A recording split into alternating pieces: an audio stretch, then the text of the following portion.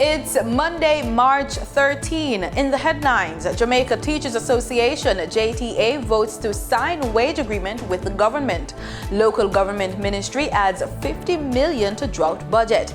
In business news this week, we feature young boss Shamir Edwards. And in Guyana, local businesses urged to become ISO certified. Regionally, Inter-Caribbean Airlines' new hub in Barbados. And internationally, teachers in Honduras warns that the education system is in crisis. In sports, Jamaican reggae boy signs a contract with Chelsea Football Club. This is the news on PBC Jamaica. I'm Simone Absalom Gale.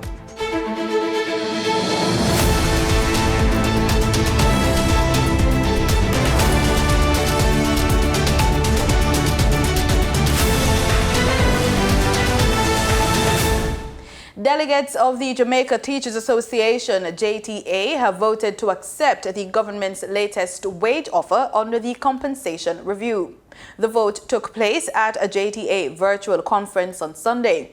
PBCJ understands that preliminary report shows 629 votes were in favor of accepting the offer, while 147 delegates rejected the deal. Late on Thursday, the JTA asked all the teachers to return to work on Friday following protests across the island.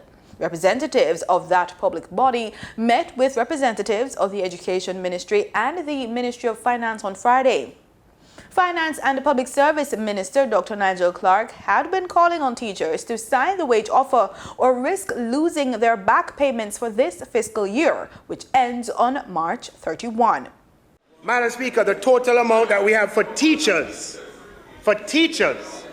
is approximately $12 billion. That we have is budgeted for, is provided for, it sits waiting for you, Madam Speaker, if you just give me the permission, Madam Speaker, through agreement to give it to you.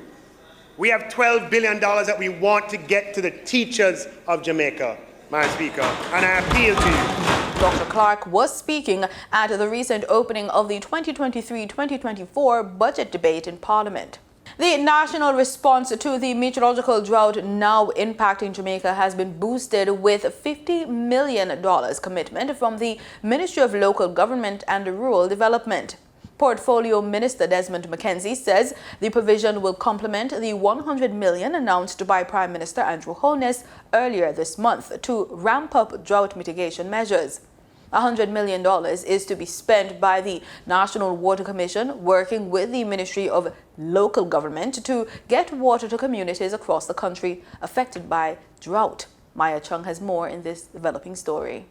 Minister McKenzie, who advised that the ministry has already started to spend from the $50 million, said there is an additional amount that he will speak to this week that will be made available to further assist with the trucking of water right across the country.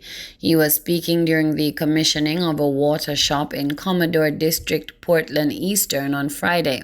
Minister McKenzie said the drought is particularly concerning given that this is probably the worst period of rainfall that Jamaica has had in the last 30 years. He added that it is forecast that Jamaica will not have any rain until April.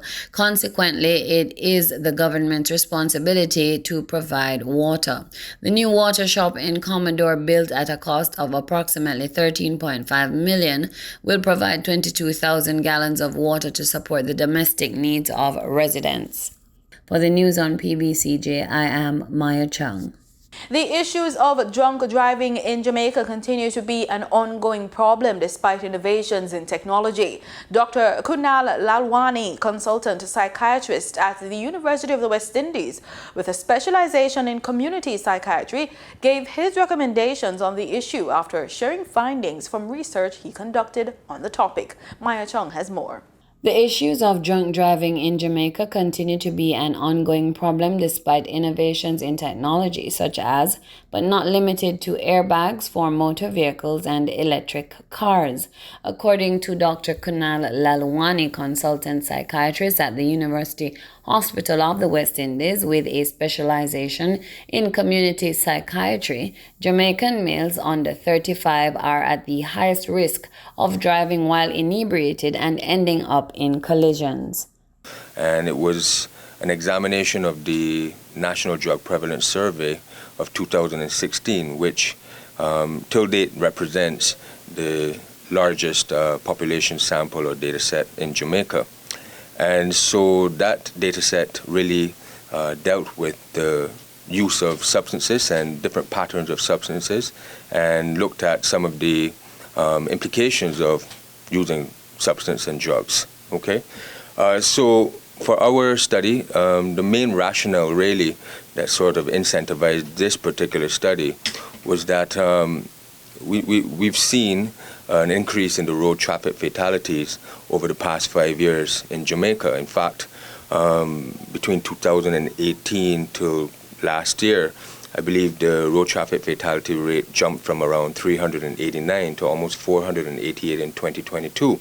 And that 488 represented the highest number of road traffic deaths in the past 10 years.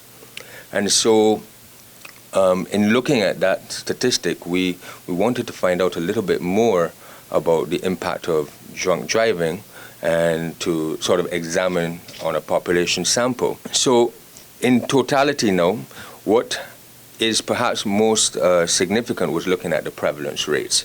Of the sample size of drivers, we were able to establish that almost 20% of the drivers who were questioned admitted to driving under the influence of alcohol. And in fact, 50% of those persons actually admitted to being an heavy alcohol user. And so that is significant because heavy alcohol use is synonymous with binge drinking. And binge drinking is, for example, having 5 or more drinks at one sitting for a man, or 4 or more drinks at one sitting for a female. So that was a very significant finding that we were able to elicit.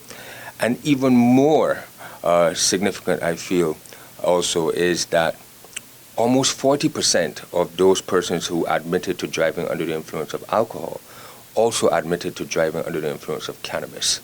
And so that was another sort of finding that we were able to elicit, which actually was the catalyst for doing another study on driving under the influence, but this time on cannabis. And so what we have noticed then, of course, is with these sort of prevalence rates that the ramifications of driving under the influence of alcohol is significant. Certainly, what most of the studies will tell us, because this study that we have conducted is the first study that would have been done in Jamaica, at least and in the Caribbean, on drunk driving. But in order to sort of inform ourselves about our findings, we look to the international literature. And what most studies will tell you is that driving under the influence of alcohol impairs driving skills. Dr. Lalwani recommends we have to look at the international literature. Certainly, the World Health Organization's Safer Initiative allows us a good framework to sort of utilize, not just in terms of drunk driving, but overall harmful alcohol use. But certainly with regard to drunk driving, some of the measures that we could look at are the legislation and the policy in terms of blood alcohol concentration level, trying to be more within an acceptable recommendation by the World Health Organization, for example. In terms of the messaging, we have to be able to get that message out to the public that resonates, simple messages. For example, if you drink, don't drive. If you drive, don't drink. It's a very simple message, but it carries a lot of impact. So the messaging needs to be succinct and impactful. Certainly from an enforcement, when you think about the laws and the legislation that we've put forward, we have to be able to enforce the laws that we have suggested. So things, for example, as suspension of driver's licenses, penalties, fines, etc., those need to be enforced. Certainly, you have to think about, especially for our younger drivers, mandatory driving education, understanding the road traffic laws, understanding the road rules, the regulations with regards to driving. one of the most important other aspects, I think, is because you do find that the person who is likely to drive under the influence of alcohol and to be found in breach is also likely to repeat the offense. And so you realize that the rate of recidivism or repeated offenses is high. And so we have to think about perhaps treatment programs for those, the repeat offender, for example. And I think last but not least, perhaps having a well-enforced media program where we now live in an age of social media as well, not just the conventional media outlets. And so we need to be able to sort of tap into that wide range of messaging to get that message across, Certainly, our studies suggest the young adult drivers, but that does not preclude any driver whatsoever. And so being able to get that message across, I think it goes a long way in terms of dealing with drunken driving behavior. For the news on PBCJ, I am Maya Chung. This week in Business Report, we feature Shmear Edwards, a young boss whose goal is to help you and your business become the best it can be through training and consultation. We have that story plus our usual market updates with Danita Rodney.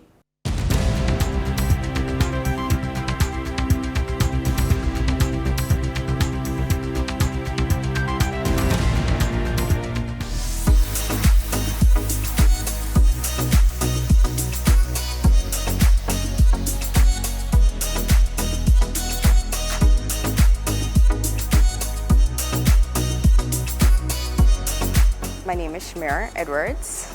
I would say that I am an introvert, but at the same time, I do love people. Well, some people, can I say that? I have a 5-year-old.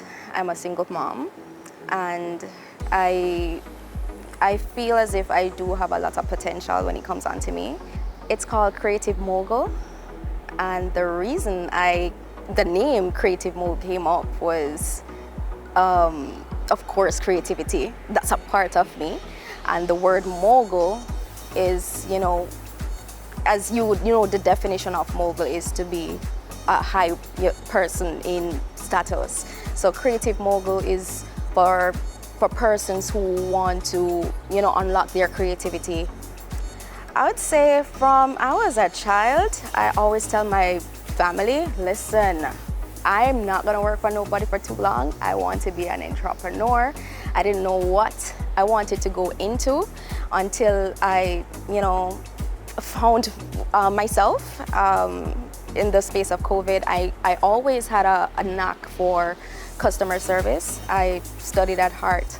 I'm probably be one of the first few batches of Hart that studied customer service. And in my family, they had businesses where customer service was top tier for them. So I decided that, listen, I need to maybe specialize in customer service because I have a knack for it and I really don't like poor customer service. So that's the reason why I, wanted to become my own boss and step into the role of, helping others or just to enhance what they already have, but to utilize to enhance that skill that they already have.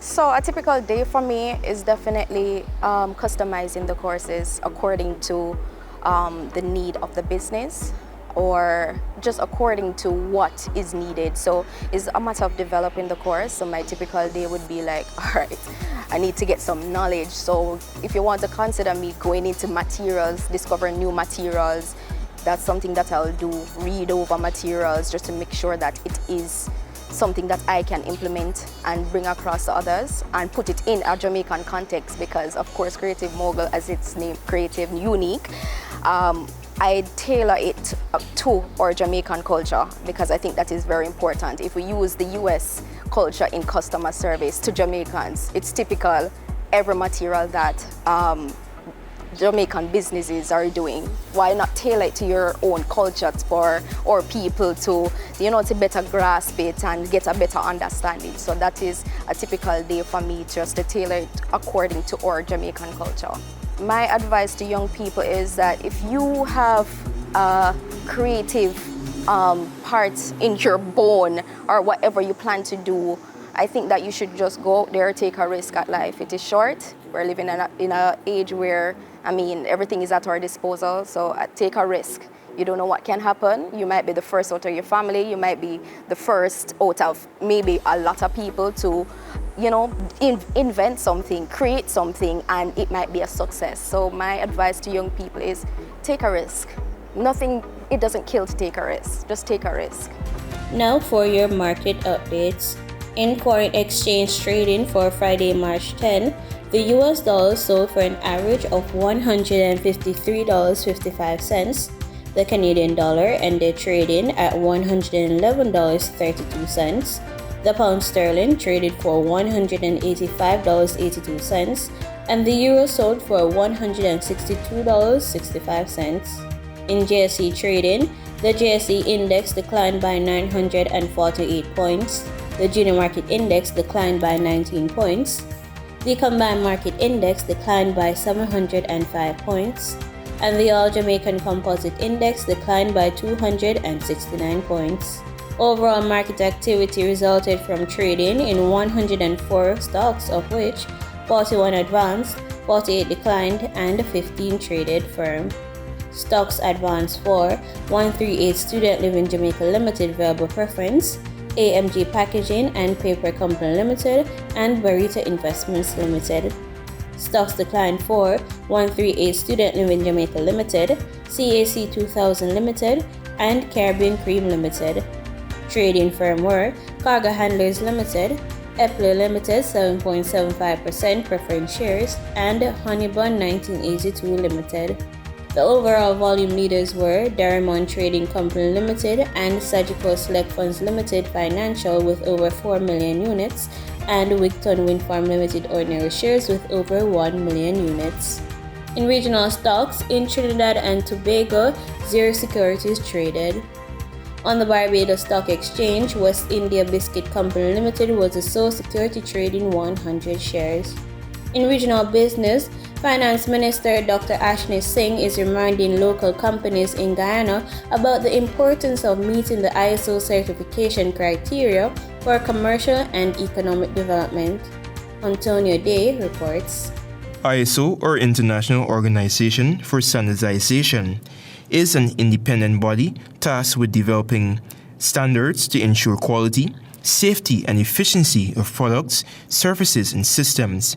The ISO 9001 is a standard that defines the requirements for quality management system, QMS.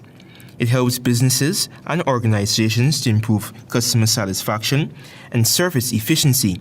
Finance Minister Dr. Ashni Singh, in his feature address at the ISO 9001 certification event of Innovations America Hardware and Home Decor Store, said that as Guyana continues to develop commercially and economically, local and international companies must meet the ISO criteria of certification. We have to transform the way we do business. We must not only build beautiful new roads and beautiful new buildings, those are extremely important, but we must also...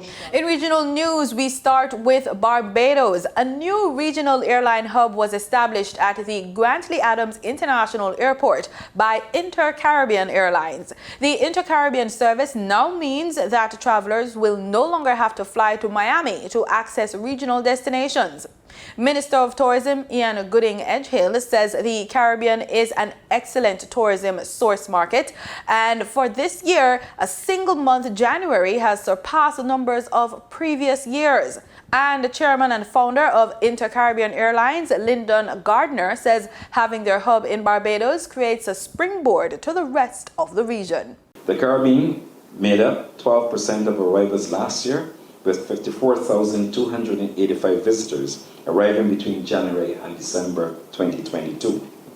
In January of this year, we recorded 5,154 arrivals from the Caribbean, compared with 2,116 arrivals in 2022 for January, a year-on-year increase of some 3,038 arrivals alone in January.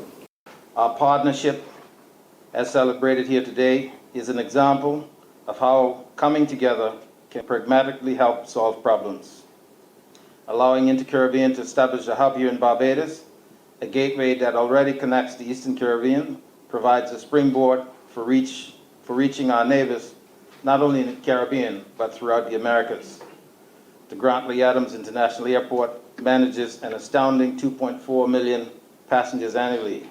It is rated the top 10 for the availability of flights per capita, and also world rated for the quality of its airport infrastructure. Pragmatically help. One woman's perseverance has ensured that young people are equipped with the tools in Trinidad and Tobago to become animators. Founder and creative director of Anime Carib, Camille Selvon Abrams, shared how she was able to make becoming an animator a reality.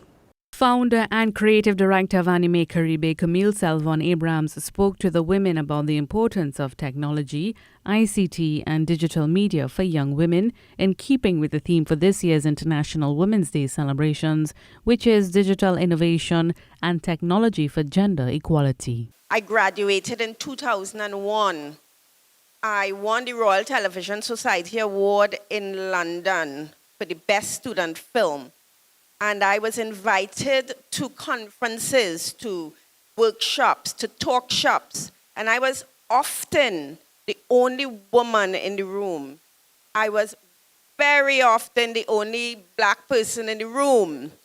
I was almost always the only person with a funny accent from Trinidad. Those experiences gave her the push she needed to bring animation studies to Trinidad and Tobago. After my return, I worked with the University of Trinidad and Tobago to first of all bring a diploma in animation, and then in 2018, a BFA in digital media arts with specialization in animation, gaming, and music technology. And though she was able to make strides in doing so, the journey was not easy. The reason why it took me 22 years is that technology, animation, gaming is a male-dominated industry.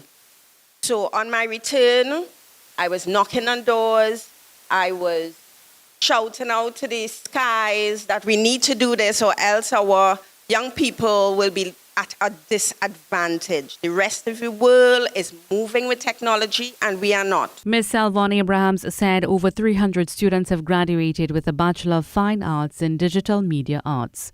She added that a 21st century curriculum is needed in the nation's schools to introduce ICT elements like coding from as early as the primary school level. Ms. Selvon Abrams is an internationally recognized animator and a multimedia producer. Mahalia Joseph Wharton, TDT News. In Bahamas, a company founded in 2018 has made a mission of transforming plastics into building blocks of the future. Christina Dragovich tells us more. Don Thompson and his company, the Center for Regenerative Design and Collaboration, has found a way to turn plastic waste into a construction aggregate called Resin 8. We've perfected this process. We've patented it, we've perfected it, and we're ready to bring it to the world.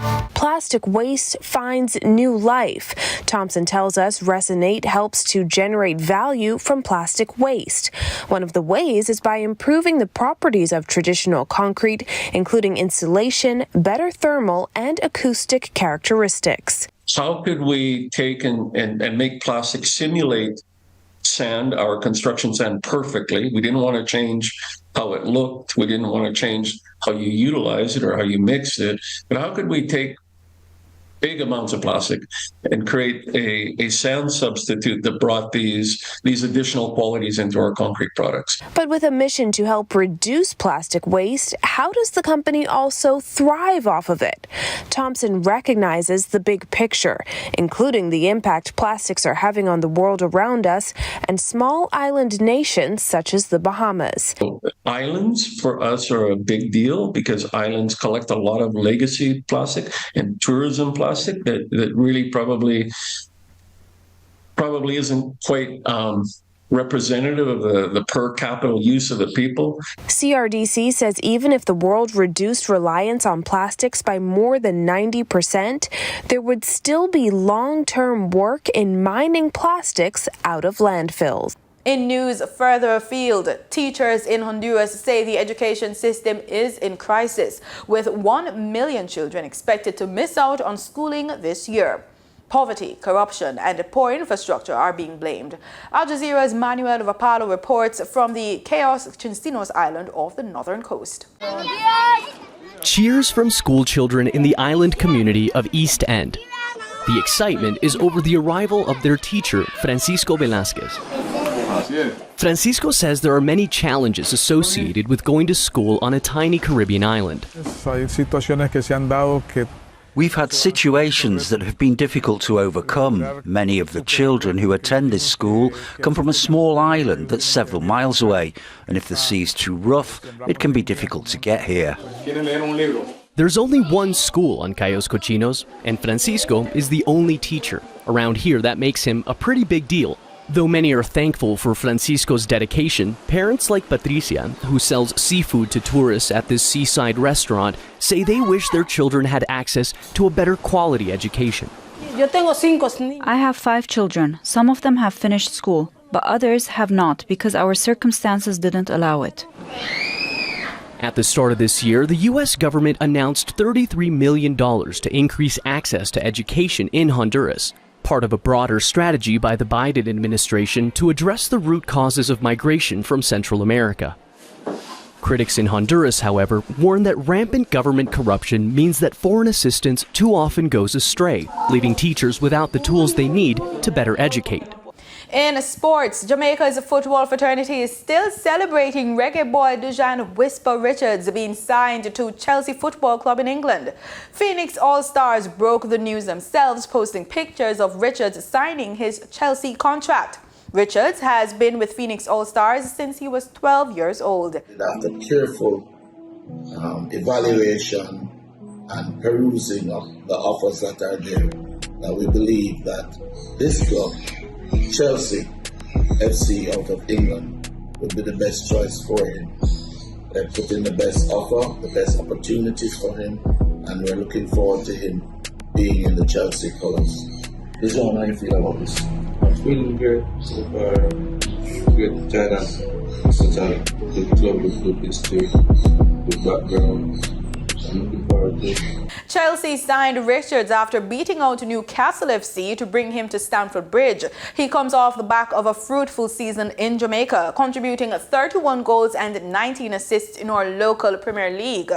Other Premier League clubs were said to be interested, with Newcastle the standout. The 17-year-old was recently on trial with English Premier League outfit Newcastle, but Chelsea beat them out in the contracts. The announcement came out on the weekend as young Richards was on the field making his maiden appearance as part of a 25-member senior squad to represent Jamaica in 2 friendly games against Caribbean rivals Trinidad and Tobago. That game ended with Trinidad coming out on top at 1-0. The other game is scheduled for Kingston on Tuesday, March 14. Chelsea midfielder Omari Hutchinson, who is one of 5 English-based players named, is also on the Reggae Boys squad. China's ambassador to Jamaica, Chen Dujiang, recently attended the Optical Solutions International Limited JTTA table tennis tournament staged at the University of Technology's Alfred Sangster Auditorium earlier this month. In remarks to the participants, Ambassador Zhou Zhang said he appreciated all the efforts made by Optical Solutions and JTTA for organizing the tournament. According to the ambassador, there is great talent amongst Jamaicans, the table tennis players involved in the tournament. Ambassador Chen indicated that ping pong is one of the favorite sports in China and is considered China's national sport. He likened China's performance in ping pong to Jamaica's growing reputation as a powerhouse in sprint. He says ping pong is not only a sport, but also a bridge connecting people from different countries and culture. The ambassador said he hoped that the interest and passion for playing table tennis would grow in order that Jamaican players would improve their skills. He said he would like to see this lead to more players of the sport going to China for exchanges, training, and competition. And that's the news on PBCJ. I'm Simone Absalom Gill. Thank you so much for watching.